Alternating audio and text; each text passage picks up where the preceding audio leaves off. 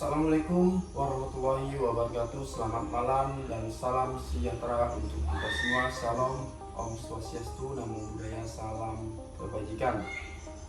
Baik Yang Mulia Majelis Hakim, perkenankanlah kami kuasa hukum dari penggugat Tuan Andi untuk menyampaikan pokok perkara ini secara ringkas, jelas dan terstruktur.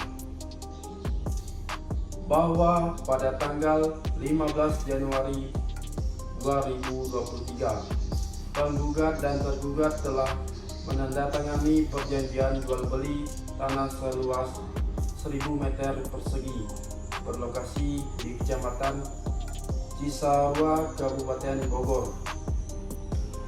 Dalam perjanjian tersebut secara tegas disepakati bahwa harga objek perjanjian adalah sebesar 1 miliar yang harus dibayar dalam 2 tahap, yaitu tahap pertama pembayaran uang muka sebesar 300 juta dibayar saat penandatanganan perjanjian.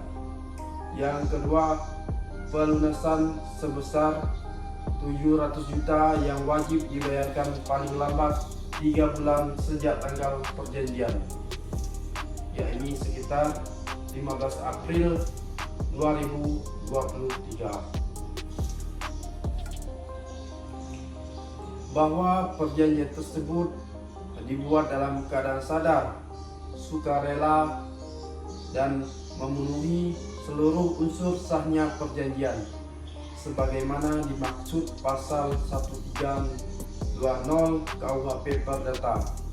Dengan demikian, perjanjian tersebut mengikat sebagai undang-undang bagi para pihak sesuai pasal 1338 KUHP Perdata.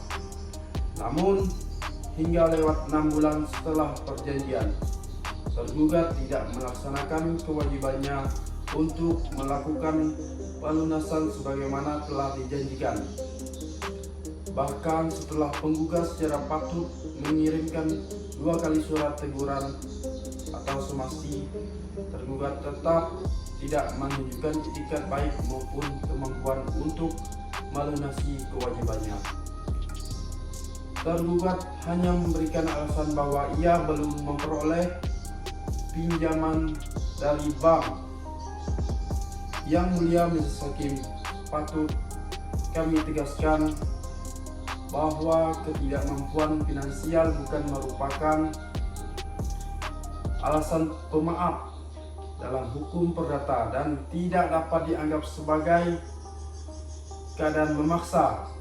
Dengan demikian, tergugat tetap berkewajiban yaitu memenuhi perjanjian dan telah secara nyata melakukan uang prestasi sebagaimana pasal 1, 2,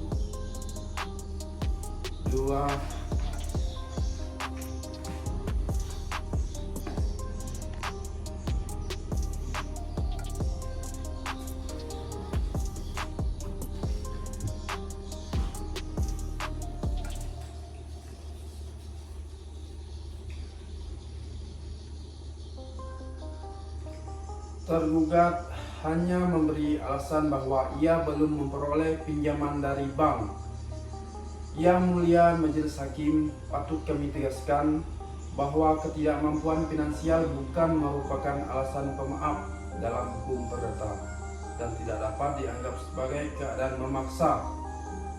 Dengan demikian, tergugat tetap berkewajiban yaitu memenuhi perjanjian dan telah secara nyata melakukan uang prestasi sebagaimana pasal 1238 KUHP Perdata.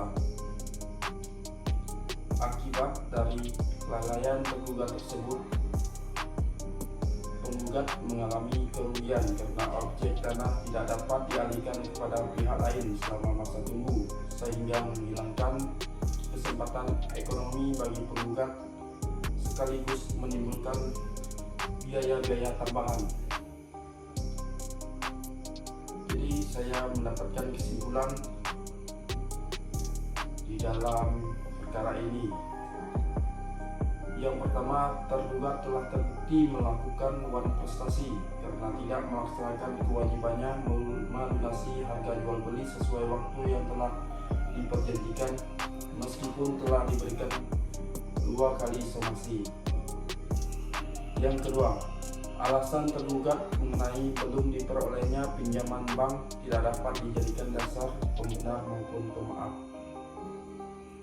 karena bukan merupakan keadaan memaksa sebagaimana dimaksud dalam pasal 1244 sampai 1245 KUHP Perdata.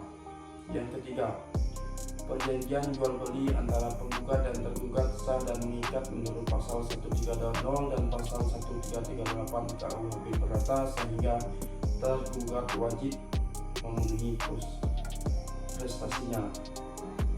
Yang keempat, penggugat telah mengalami kerugian material dan imaterial akibat keterlambatan dan kelalaian tergugat, termasuk hilangnya kesempatan menjual objek tanah kepada pihak lain.